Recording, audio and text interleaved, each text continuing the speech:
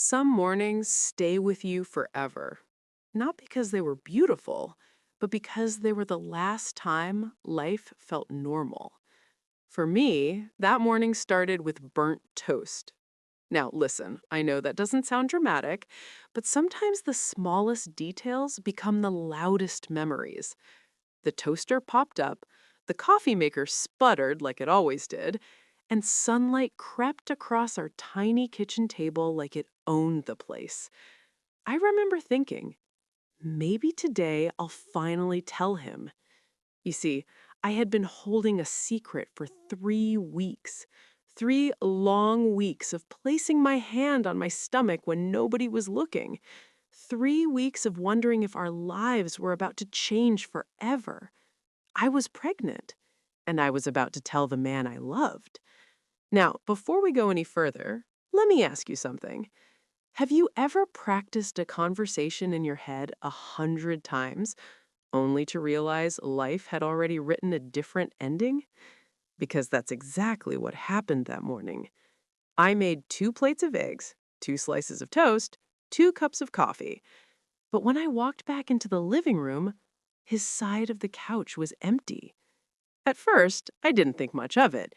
Marcus always left early for work sometimes. Construction jobs start before the sun even stretches its arms. But something felt off. His boots were gone, his jacket, too, and the old duffel bag he kept in the closet? Gone. Now, maybe some of you listening already know where this story is going. And if you do, you probably already feel that little ache in your chest. Because deep down, I knew. Before I even checked the bedroom, before I even opened the closet, before I even noticed the silence in the apartment felt heavier than usual. Marcus didn't go to work that morning. Marcus left. And he didn't say goodbye. Not a note, not a phone call, not even a sorry. Just silence. Now, let me pause here for a second, because when people hear stories like this, they always ask the same question. Did you see the signs? And I always laugh a little when they say that. Not because it's funny, but because hindsight has perfect vision. Looking back now, oh, the signs were everywhere. But love has a way of turning red flags into decorations. And if you've lived long enough, you know exactly what I mean. Marcus and I had been together for 3 years. 3 years of Sunday dinners, late night movies, and dreaming about a future that apparently only one of us believed in. He used to say things like, "One day we're going to have a little house somewhere quiet," or, "You'd make a good mama someday."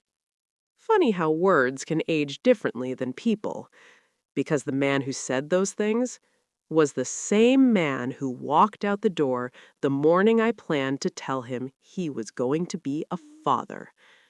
But the part that hurt the most wasn't the leaving, it was the silence.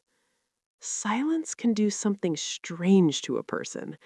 It leaves your mind free to invent answers. Did he stop loving me? Did he get scared? Did he meet someone else? Or worse, did he simply decide I wasn't worth explaining anything to? I stood there in the kitchen for a long time that morning. Long enough for the eggs to get cold, long enough for the coffee to go bitter, and long enough to realize something else. I wasn't just alone anymore. I was alone and pregnant. And what happened next changed the course of my entire life. But before we get there, you need to understand who Marcus really was, because the man who disappeared that morning was not the same man I first fell in love with. And the truth about him? It took years to fully understand. Before Marcus became the man who disappeared, he was the man who noticed me. And sometimes, especially when you're young, being noticed can feel a lot like being loved. Looking back now, I sometimes wonder if the moment my life quietly changed forever happened in the most ordinary place possible, a grocery store. Rain was falling outside that afternoon, the kind of steady rain that makes the whole world feel gray and slow. I was standing in the cereal aisle, staring at two boxes like they held the meaning of life. Not because cereal was that important, but because my paycheck had to last until Tuesday. And if you've ever had to stretch a paycheck, you know that moment, when a dollar feels like it has to work overtime. Now let me ask you something. Have you ever noticed how life-changing moments rarely look important at the time? Because right then, the only thing on my mind was whether I could afford the honey oats instead of the plain cornflakes. That's when I heard a voice behind me. Now, if you're gonna struggle, at least struggle with the good cereal. I turned around and saw Marcus standing there, smiling like he had just delivered the punchline to the world's greatest joke. Tall, broad shoulders, and the kind of easy confidence that makes a person feel like they've known him for years. Before I could say anything, he reached into my cart, grabbed the cornflakes, and swapped them for the honey oats. "First one's on me," he said. Now, I should probably admit something here. If you're over 45, like most folks listening to this story, you already know a truth younger people sometimes take years to learn. Charm and character are not the same thing. But back then, I didn't know the difference. Marcus had a way of talking that made you feel like the only person in the room mattered. By the time we walked out of that grocery store, we were already laughing like old friends. By the end of that week, we had gone to dinner. And by the end of that month, Marcus had somehow made himself part of my everyday life. You ever meet someone who enters your world so smoothly it feels like they were always meant to be there? That was Marcus. He fixed the loose cabinet door in my kitchen, carried my groceries upstairs without being asked, and every Sunday he'd show up with fried chicken and stories from the construction site. Now, Lord, that man could tell a story. Half the time I wasn't even sure they were true, but they were entertaining. And sometimes entertainment is all it takes to make you ignore the little warning bells ringing quietly in the back of your mind. Because looking back now, the signs were already there. Marcus didn't talk much about his past. Whenever I asked about his family, he'd just shrug. "Same messy stuff everybody got," he'd say. And when I asked about the future, he'd smile and change the subject. At the time, I thought he was just private. But years later, I learned something important. People who never talk about where they came from are sometimes trying to outrun it. But when you're in love, you don't see distance. You see mystery. And mystery can feel exciting when you're not the one who eventually gets left with the questions. About a year into our relationship, Marcus started staying over more often. Then one evening, he showed up with an old duffel bag slung over his shoulder. "Mind if I stay a while?" he asked. A while turned into weeks. Weeks turned into months. And before I realized it, Marcus had moved in. No big conversation, no official decision, just life slowly rearranging itself around the two of us. Looking back now, there were little things I should have noticed. Marcus hated talking about long-term plans. He avoided conversations about the future, and every once in a while he would disappear with a vague explanation. But whenever I questioned it, he'd wrap his arms around me, kiss my forehead, and say something like, "Girl, you worry too much." And somehow, that was always enough. Because when someone makes you feel safe in the moment, you stop questioning the things that don't make sense. 3 years passed like that. 3 years of laughter, movie nights, Sunday dinners, and building a life that felt steady. Or at least, I thought it was steady. Then one evening, something happened that neither of us expected. Something that should have been the beginning of a brand new chapter. Instead, it quietly became the beginning of the end. Because the day I found out I was pregnant, Marcus was the first person I wanted to tell. What I didn't know yet was that he would also be the one person who never heard the news. And the way I discovered the baby, well, that part of the story still makes me smile, even now. The day I found out I was pregnant didn't start with joy. It started with a strange kind of tired. Not the normal tired you feel after a long day of work. This was different. The kind of tired where your body feels heavy before the day even begins. At first, I blamed it on the weather, that damp spring air that sneaks into your bones and refuses to leave. But then the mornings started getting stranger. Coffee smelled too strong, eggs made my stomach turn, and one morning I walked past Marcus frying bacon and nearly ran to the bathroom. Now, if you've ever been pregnant or raised someone who was, you probably already know what was coming. But back then, I was still pretending not to notice. Because sometimes when life feels fragile, the truth can feel a little terrifying. About a week later, I stopped by the pharmacy after work. I remember standing in that aisle staring at a small box like it held the answer to a question I wasn't sure I wanted to ask. A pregnancy test. Now, let me ask you something. Have you ever stood in a store holding something that might change your entire life, and suddenly the box feels heavier than it should? That was me. And of course, the cashier ringing me up had to be one of those overly cheerful people. "Big news coming?" she asked with a smile. I forced a little laugh and said, "We'll see." But inside, my heart was beating like a drum. That night, Marcus was working late, so the apartment was quiet. Too quiet. The kind of quiet where every little sound feels louder than usual.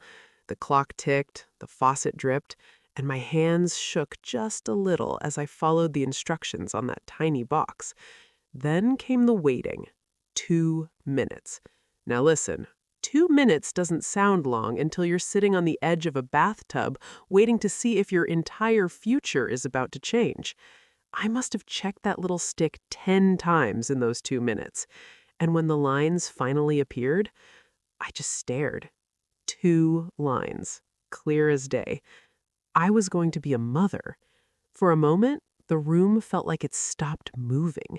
I placed my hand over my stomach without even thinking, not because I could feel anything yet, but because suddenly I wasn't alone anymore.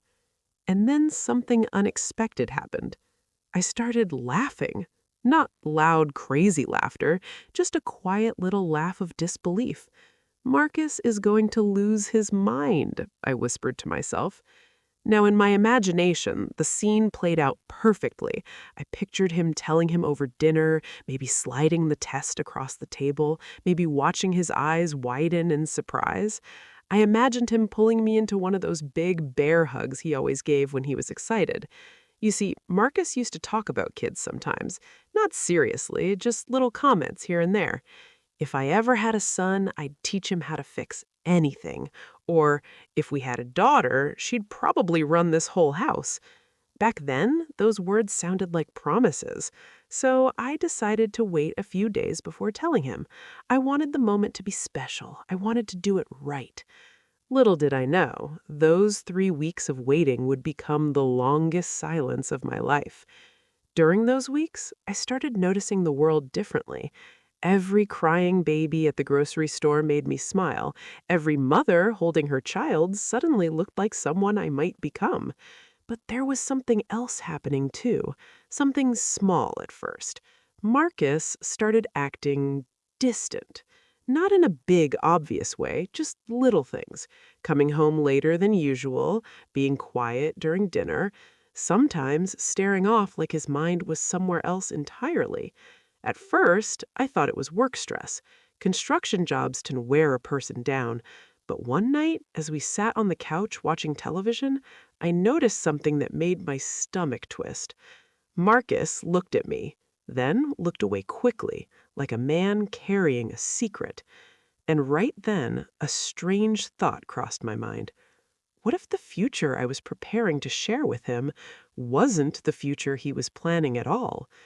At the time, I pushed that thought away because love has a way of protecting us from truths we're not ready to face. But 3 mornings later, I would wake up to a silence so heavy it would answer every question I hadn't yet asked.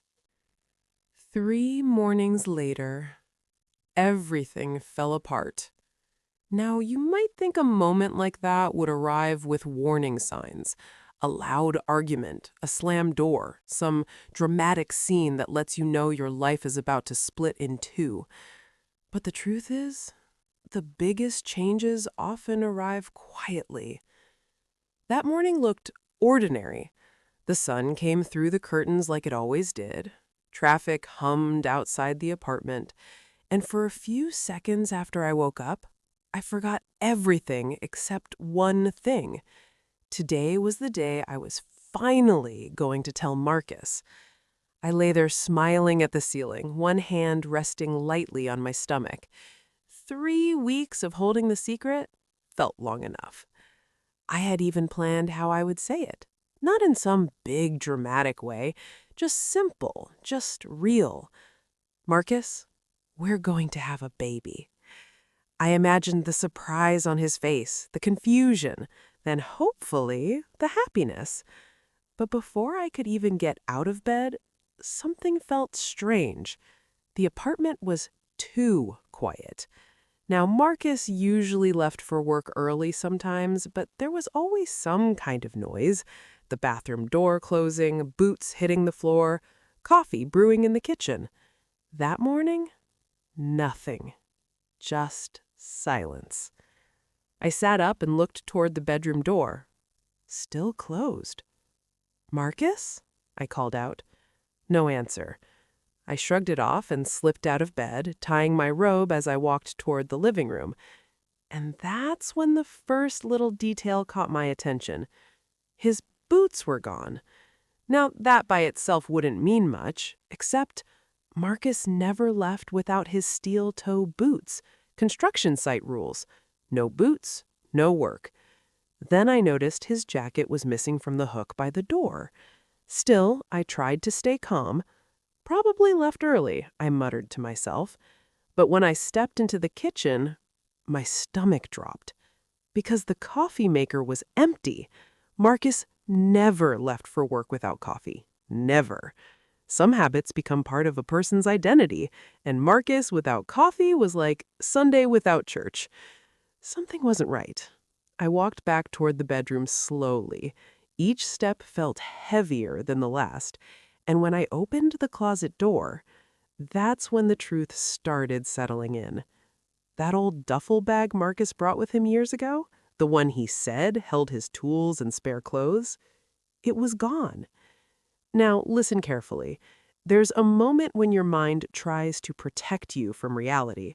It rushes to create excuses. Maybe he went out of town for work. Maybe he moved his bag somewhere else. Maybe... But deep down, your heart already knows. I checked the dresser drawers. Half his clothes were gone. The bathroom sink, his razor missing. Even the little jar of coins he always kept by the door. Gone. And suddenly, the apartment didn't feel like home anymore. It felt like the scene of a quiet disappearance. I stood there in the living room, trying to slow my breathing. "Maybe he left a note," I whispered. I searched the kitchen table, the counter, the refrigerator. Nothing. No message, no explanation, no goodbye. Just the echo of his absence. Now, here's the strange part about shock. You don't always cry right away. Sometimes your mind just freezes. I sat down on the couch where Marcus used to stretch out every evening after work. The cushions still carried the faint smell of his cologne. And that's when the truth finally settled over me like a heavy blanket. Marcus didn't leave for work. Marcus didn't step out for groceries. Marcus left. For good. And the man I had planned to tell about our baby had disappeared without even knowing the child existed. I sat there for a long time, long enough for the sun to move across the room, long enough for the reality to settle in piece by piece. But then another thought hit me, a question that made my chest tighten.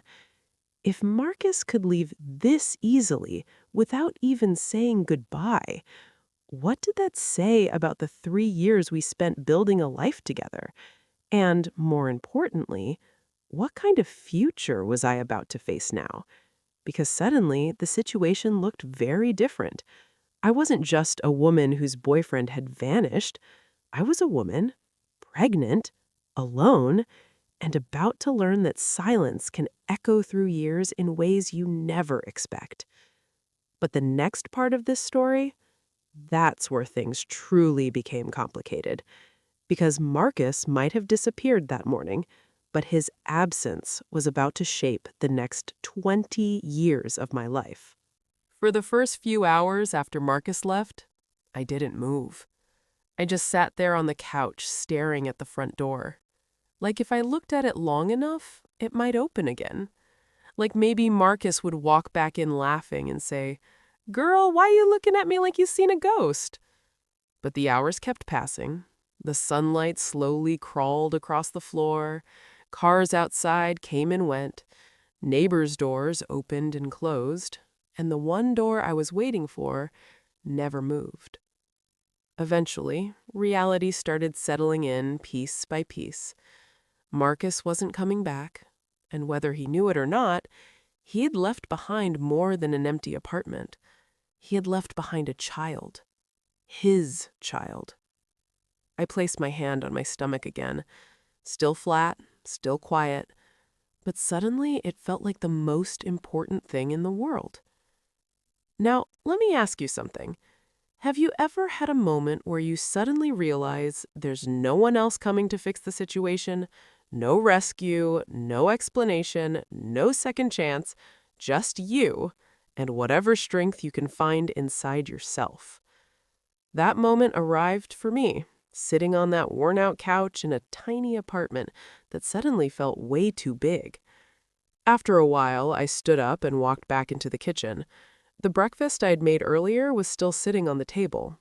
2 plates, 2 cups of coffee, 2 places set like nothing had changed, except everything had.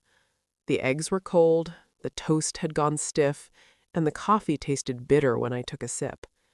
For a second, I thought about throwing it all away. But then something strange happened. I sat down and ate both plates. Now, before you laugh, let me explain. It wasn't about being hungry. It was about something deeper. Some quiet voice inside me said, well, somebody still needs to eat. And that somebody was me. And the baby. That was the first decision I made after Marcus disappeared.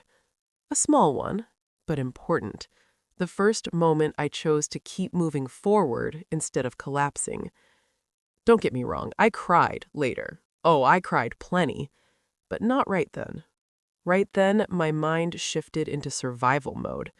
Bills were still coming, rent was still waiting at the end of the month, and in a few months, a baby would be entering the world who only had one person to depend on. Me.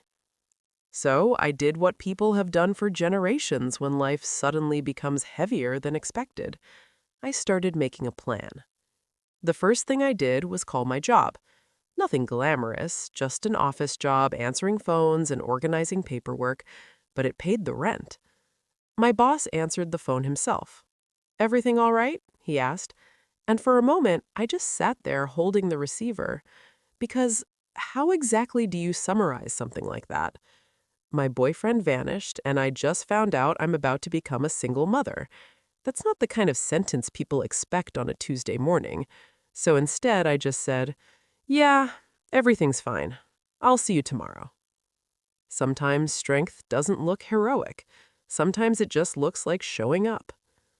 After that call, I walked back into the bedroom and opened the closet.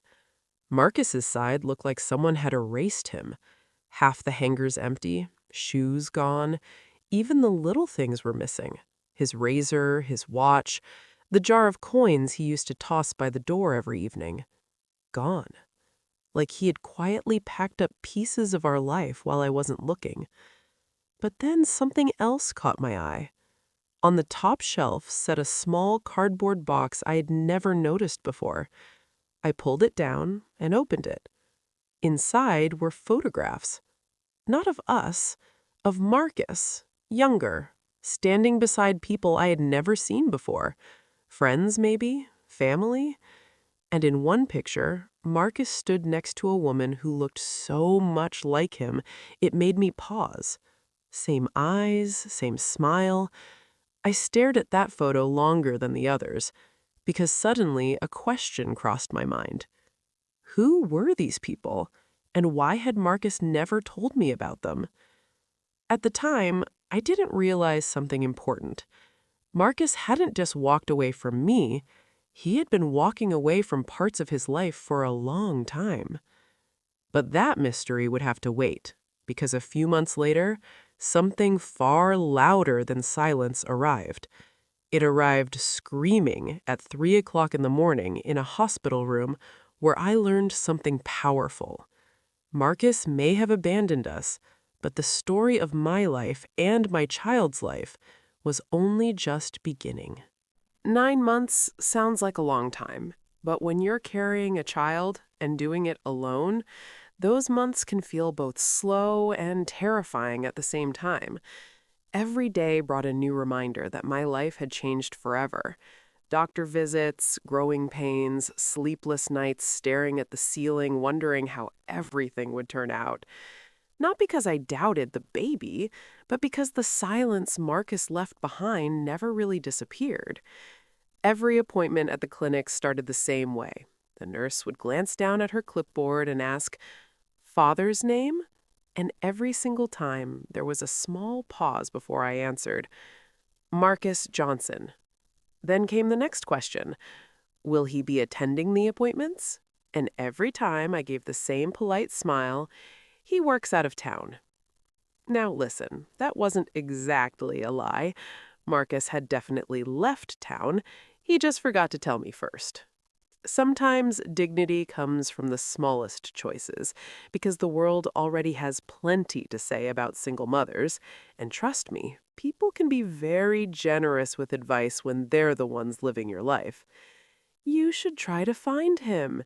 Maybe he didn't mean to leave. A baby needs a father." I heard all of it, from coworkers, neighbors, even strangers who felt oddly qualified to solve problems they didn't understand. But here's something those people didn't see. Every night, when the apartment finally went quiet, I would place my hand on my stomach and talk to the baby. "Your mom is doing her best," I'd whisper. "We're going to figure this out together." And maybe that sounds silly, but talking to that little life inside me made the loneliness feel smaller. Weeks passed, then months. My stomach grew rounder, my shoes started feeling tighter, and the baby began kicking sometimes, like he was reminding me he was still there. Those little kicks changed everything, because suddenly I wasn't just surviving anymore, I was preparing to become someone's entire world. Then one evening in early winter, everything changed. I was standing in the kitchen stirring a pot of soup when a sharp pain shot through my lower back. At first, I ignored it. Pregnancy comes with plenty of aches. But a few minutes later, another pain came, stronger this time, then another. And suddenly, I realized something. Oh, this baby is coming. Now, I don't care how many books someone reads about childbirth, nothing prepares you for that moment when your body decides the schedule. I grabbed my coat, my hospital bag, and called a cab. Because remember, there was no Marcus waiting to drive me. The ride to the hospital felt like it lasted forever. Streetlights blurred past the window. The driver kept glancing nervously in the rearview mirror every time I winced. When we finally arrived, nurses rushed me into a bright hospital room filled with machines and quiet voices. And somewhere in the middle of all that chaos, something unexpected happened. I felt calm. Not fearless, but steady. Because after months of uncertainty, something new was finally about to begin. Hours later, at exactly 3:17 in the morning, I heard the sound that changed everything. A baby crying. Loud, strong, alive. The nurse gently placed him in my arms.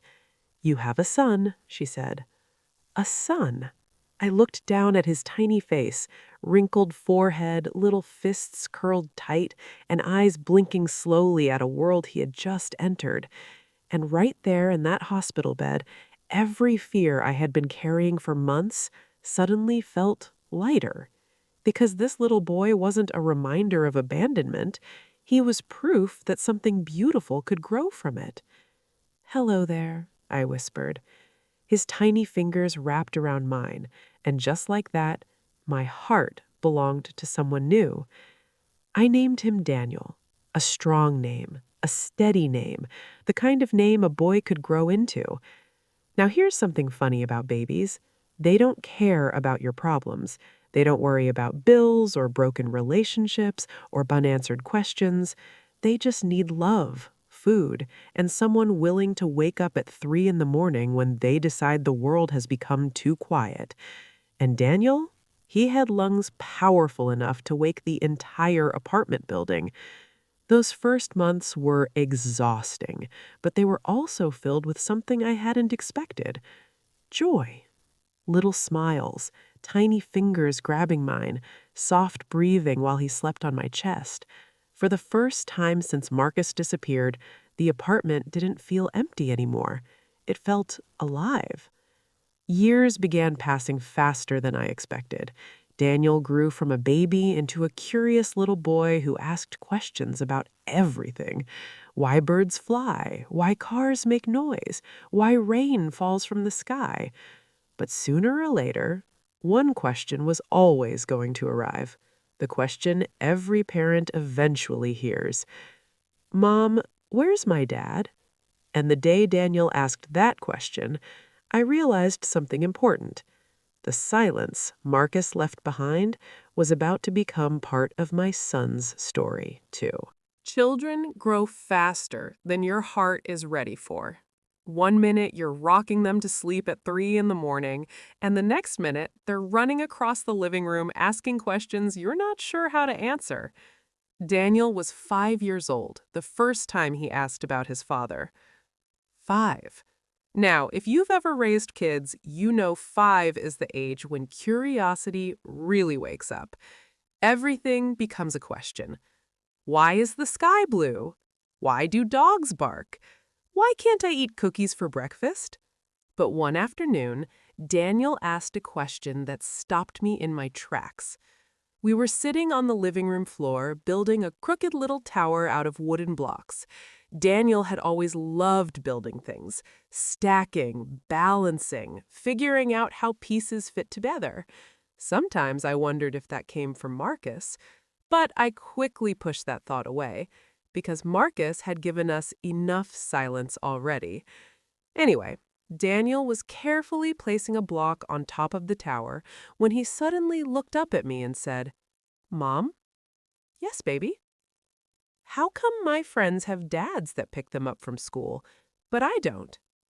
Now listen, if you're a parent, you know exactly what that moment feels like. Time slows down. Your brain starts racing through 1,000 possible answers, and your heart breaks just a little because you know this question was always coming.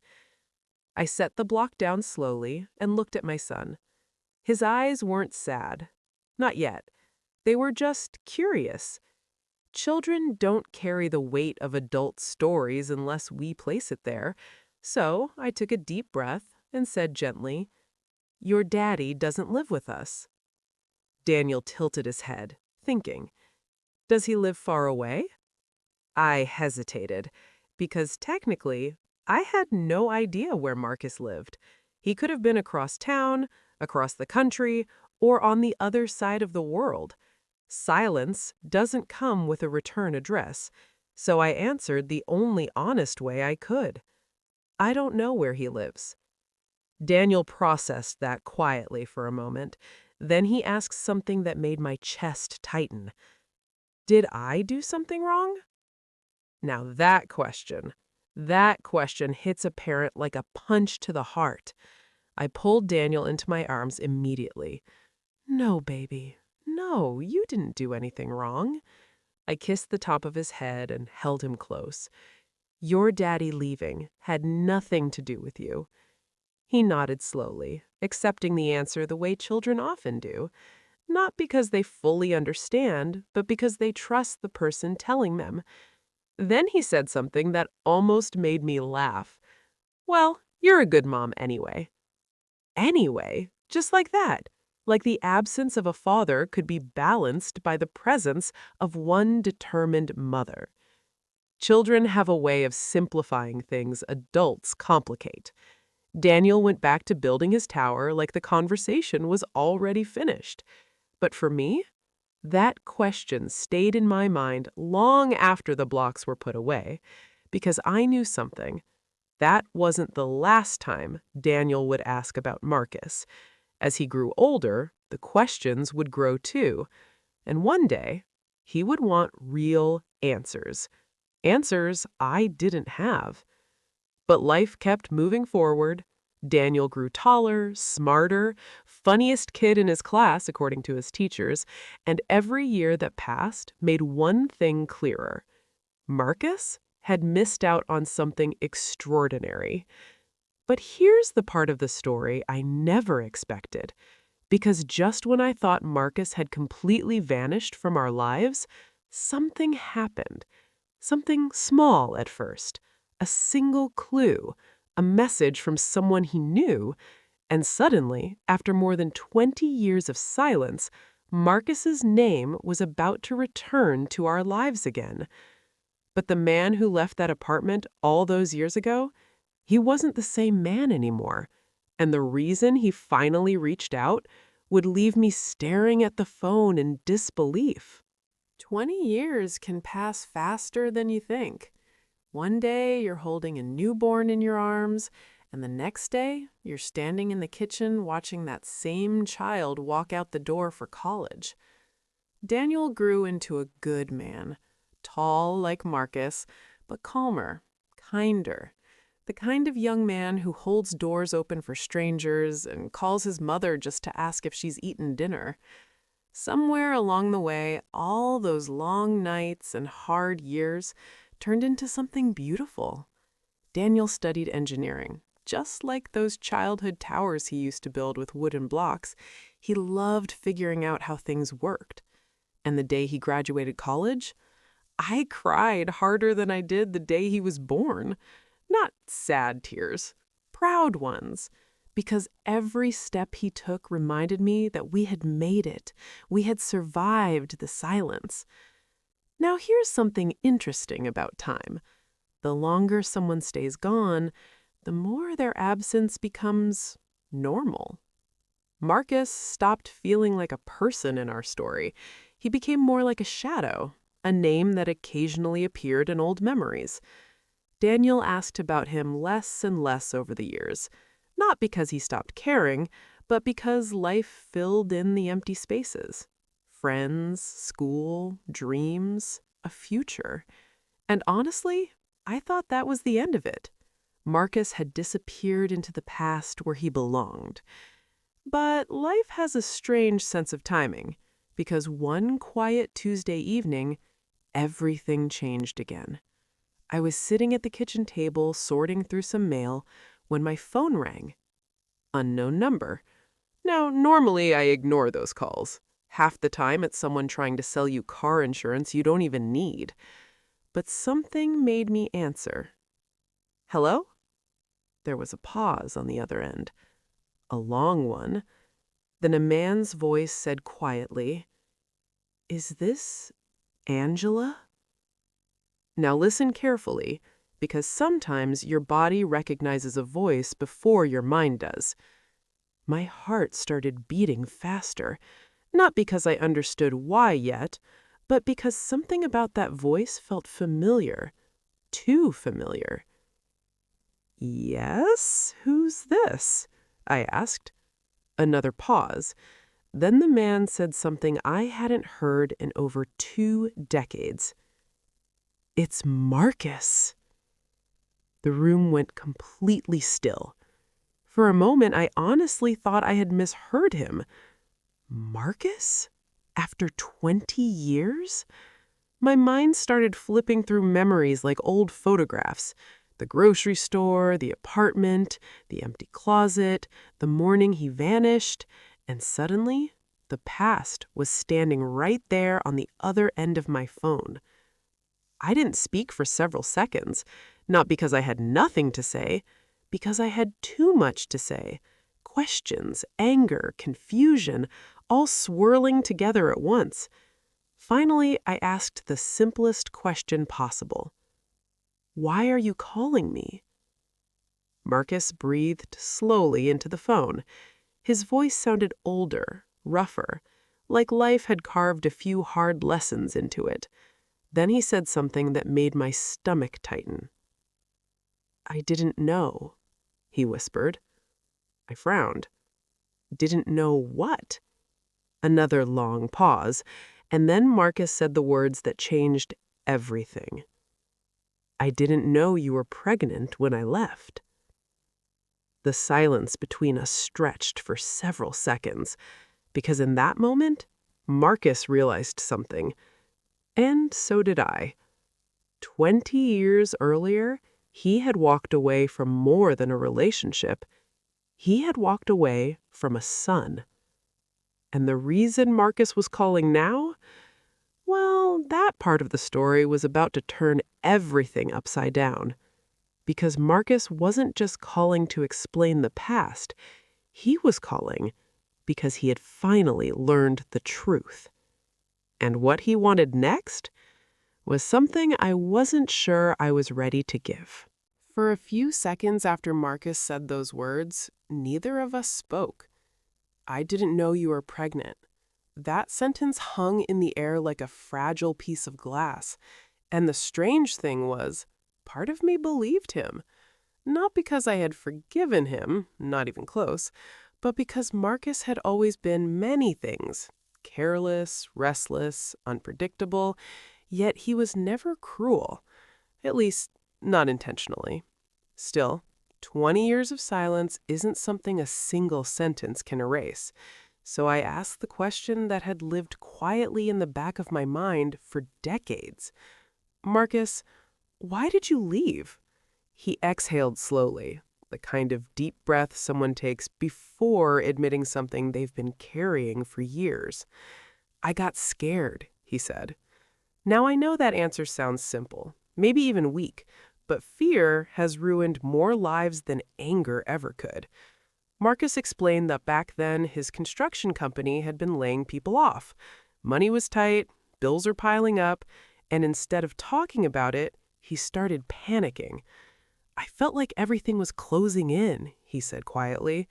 I thought I was failing you. So instead of facing that fear, Marcus ran from it. He took a job opportunity in another state that one of his coworkers mentioned, temporary work. He told himself he would call once things stabilized, once he had money, once he had answers. But weeks turned into months, months turned into years, and the longer he stayed gone, the harder it became to come back. Because every day that passed added more guilt, more shame, more reasons to avoid facing the damage he had caused. Marcus admitted something else, too. I kept thinking you'd moved on, he said. Found someone better. I almost laughed at that. Not because it was funny, because life rarely follows the assumptions people make when they run away. But then Marcus said something that stopped me cold. I found out about Daniel last month. My grip tightened on the phone. How? Your old coworker, Lisa, remember her? Of course I remembered Lisa. She had moved to another state years ago. Apparently, fate had placed her in the same grocery store line as Marcus one afternoon. Small world. One casual conversation, one unexpected name, and suddenly, Marcus discovered the truth he had been missing for 20 years. He had a son, a grown son. Angela, I can't explain what that felt like, he said softly. All these years thinking I only ruined one life and finding out I walked away from two. There was something different in his voice now. Not excuses, not charm, just regret. The heavy kind that only shows up after time has stripped away a person's pride. Is he okay? Marcus asked carefully. Daniel? I looked across the room at the framed photo sitting on the shelf. Daniel in his graduation cap, smiling, strong, happy. "He's more than okay," I said. And for a moment, I felt something unexpected. Not anger, not sadness, just a quiet sense of peace. Because the boy Marcus left behind had grown into a man without needing him. Marcus spoke again, his voice almost hesitant. "Does he know about me?" I said. "He knows you left, but he doesn't know why." There was a long silence on the phone again. Then Marcus asked the question I had been expecting since the moment he said his name. "Do you think he'd ever want to meet me?" Now that question felt heavier than everything else we had talked about, because this decision really wasn't mine. It belonged to Daniel, a son who had grown up learning to live without the father standing on the other end of this phone call. So I answered honestly, "Marcus, I don't know." And that was the truth. Some wounds heal with time, others simply grow quiet. The real question now wasn't whether Marcus regretted leaving. It was something much bigger. Would Daniel even want a father who arrived 20 years too late? And when I finally told my son about the phone call, his reaction was something I never expected. Because Daniel didn't respond with anger or excitement. He responded with something far more complicated: silence. Telling Daniel about the phone call wasn't easy. Even though he was a grown man now, some conversations never get simpler, no matter how many years pass. In fact, I waited 2 full days before saying anything. Not because I was afraid of Daniel, but because I knew something important. When someone grows up with an absence in their life, you can't just suddenly drop that missing person back into the story. You have to be careful with truths like that. So that Sunday evening, Daniel came over for dinner like he usually did. Same routine we'd had for years. He walked in, hugged me, and immediately lifted the lid off the pot on the stove. "Smells like you're trying to spoil me again," he said. I smiled. "I raised you. I know exactly how much food it takes to keep you quiet." He laughed and sat down at the table. Now, here's a universal truth about grown sons. You feed them first. Serious conversations go down easier on a full stomach. So we ate. Baked chicken, mashed potatoes, green beans, the same meal Daniel had loved since he was a teenager. For a few minutes, everything felt normal. Just a mother and her son sharing dinner on a quiet Sunday night. But eventually, I set my fork down and took a breath. "Daniel, something happened this week." He looked up immediately. That protective instinct children have for their parents never really disappears. "What's wrong?" he asked. "Nothing's wrong," I said gently. "But I got a phone call." He raised one eyebrow. "From who?"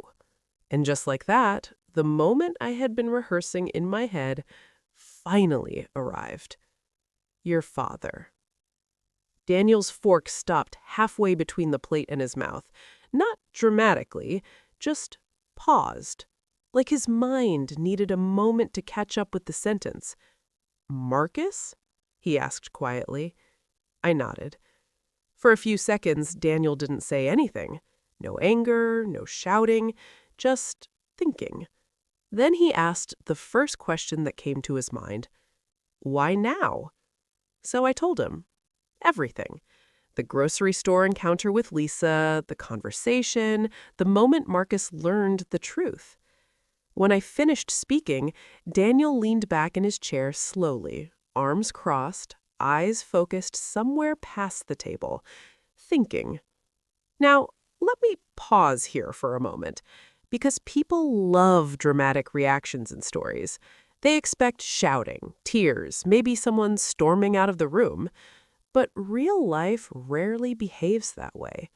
Sometimes the biggest moments arrive quietly.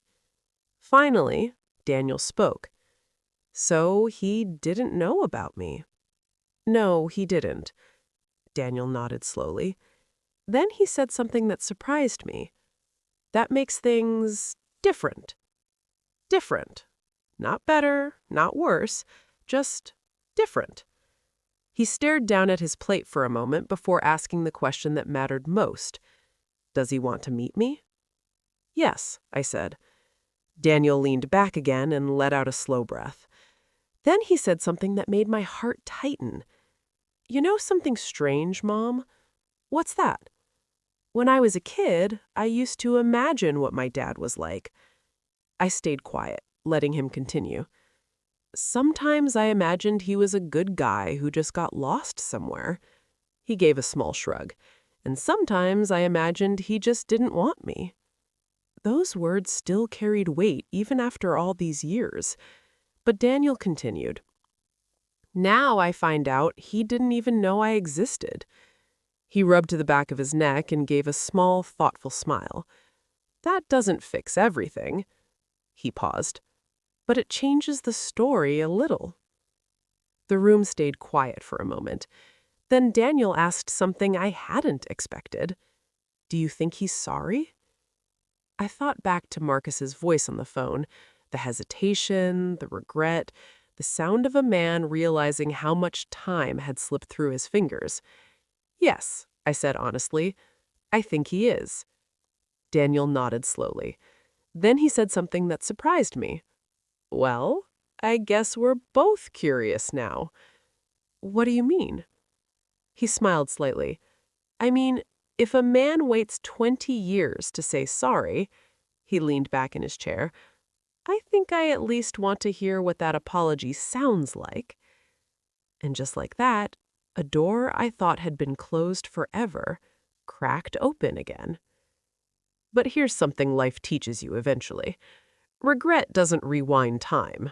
It doesn't give back missed birthdays or bedtime stories or school graduations. Marcus was about to meet the son he had unknowingly left behind. But the real question wasn't whether Marcus deserved that chance. The real question was something else entirely. What happens when a father shows up 20 years too late? Because the meeting that followed was something none of us would ever forget. The meeting happened 2 weeks later, not because Daniel needed time to decide, but because Marcus asked for it. I just need a little time to prepare, he had said on the phone. And honestly, I understood that. Because how exactly does a man prepare to meet the son he unknowingly left behind 20 years ago? Daniel, on the other hand, seemed calm about it. Too calm, actually. One evening while we were sitting on the porch, I finally asked him, "Are you nervous?" He shrugged. A little. Then he smiled. But Mom, I'm not 5 years old anymore. That was true. Daniel wasn't a little boy waiting for someone to show up at a school play. He was a grown man. A man who had built his life without Marcus.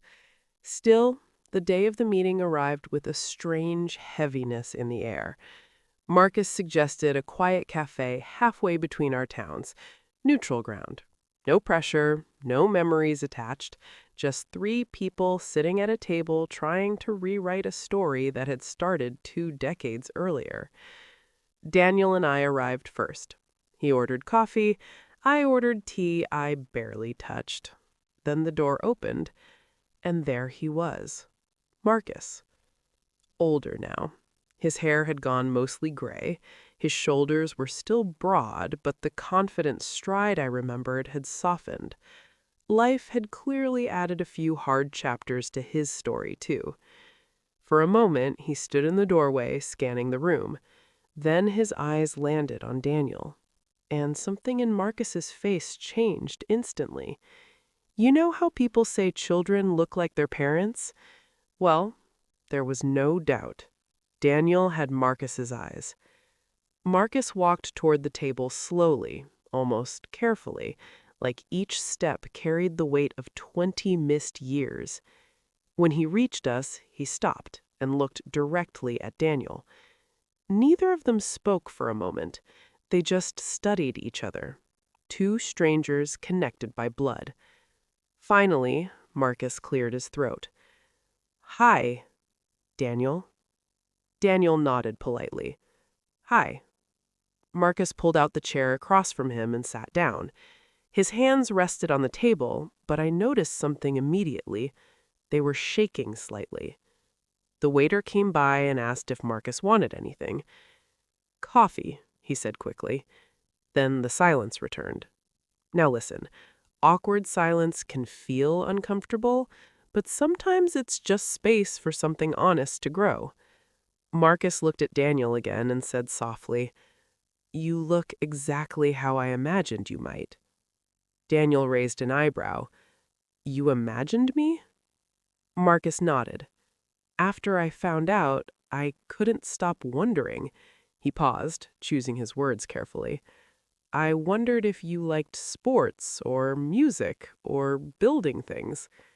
Daniel chuckled lightly. "Actually, I'm an engineer." Marcus blinked in surprise. "An engineer?" "Yeah, I design structures." Marcus leaned back slightly, shaking his head in disbelief. "That's something." Then he said something that made the moment suddenly very real. "I used to build things too. Construction." Daniel nodded. "Mom told me." Another quiet pause.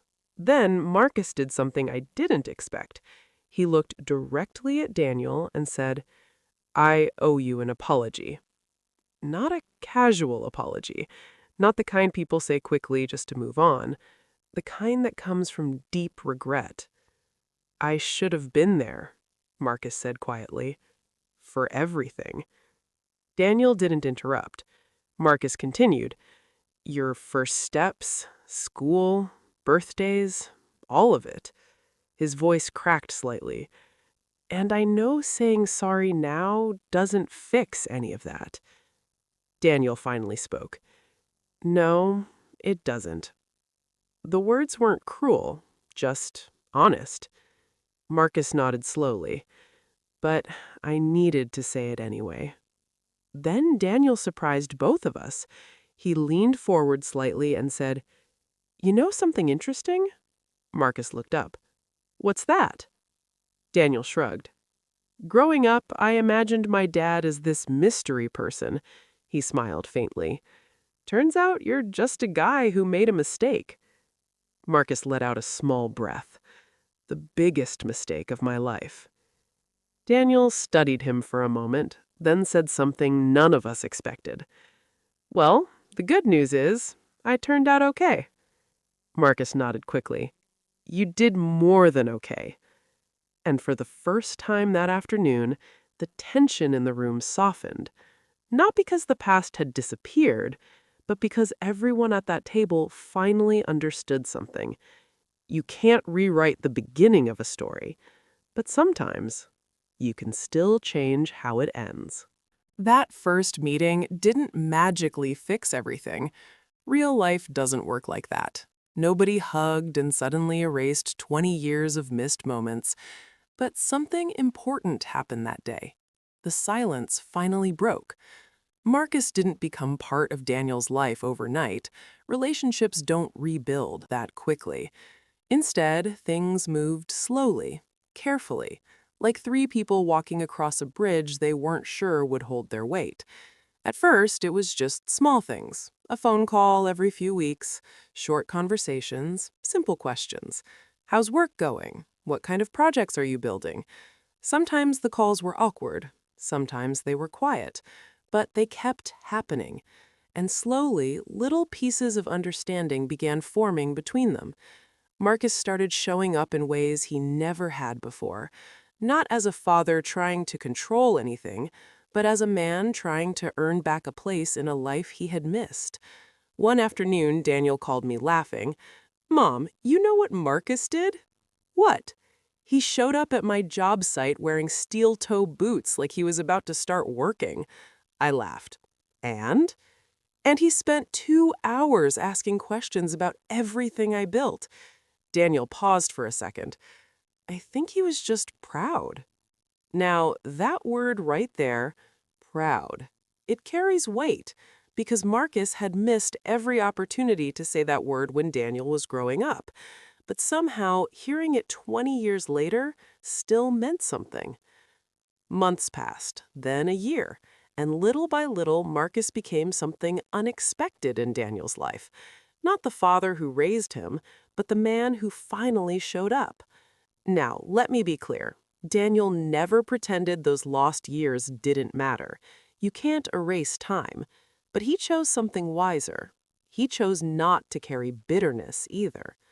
One evening, Daniel and I were sitting on the porch again, just like we had many times before. The sun was setting behind the trees, painting the sky orange and purple, and Daniel said something that stayed with me. "You know what I realized, Mom?" "What's that?" "Holding anger for someone who regrets what they did, that just keeps the pain alive." He looked out toward the quiet street. "Marcus already has to live with his mistake." Daniel shrugged slightly. "I don't need to carry it too." That was the moment I realized something. My son had grown into a man wiser than both of us. Marcus had spent 20 years haunted by silence, and Daniel had spent those same 20 years learning how to live without it. Two very different lessons, but life has a way of bringing those lessons together eventually. A few months later, Marcus came over for dinner. The same kitchen where I once stood holding a pregnancy test and wondering how I would survive alone. Marcus sat at the table across from Daniel. Older, quieter, but grateful in a way words couldn't fully express. At one point, he looked at Daniel and said softly, "Thank you for giving me a chance to know you." Daniel smiled. "Just don't disappear again." Marcus nodded immediately. Never again. And I believed him. Not because he promised, but because regret had already taught him what silence costs. Now when I think back on that morning, long ago, the burnt toast, the empty closet, the quiet apartment, I realized something important. Marcus's silence didn't destroy our lives. It forced us to build stronger ones. Daniel grew up surrounded by love. Not perfect love, but determined love. The kind that refuses to give up. And Marcus? Well, he finally learned the lesson life had been waiting to teach him. Sometimes the words we don't say become the loudest regrets we carry. And if you're listening to this story today, maybe there's someone in your life you've been silent with, a phone call you've been putting off, an apology waiting to be spoken. Because here's the truth. Life gives us many chances. But time doesn't wait forever. And sometimes the bravest thing a person can do is simply break the silence before it's too late. Where are you watching from? Drop your city or country in the comments. If this story touched your heart, like, subscribe, and turn on notifications for more stories about resilience, dignity, and quiet justice. Because some lessons don't come with applause. They come with peace.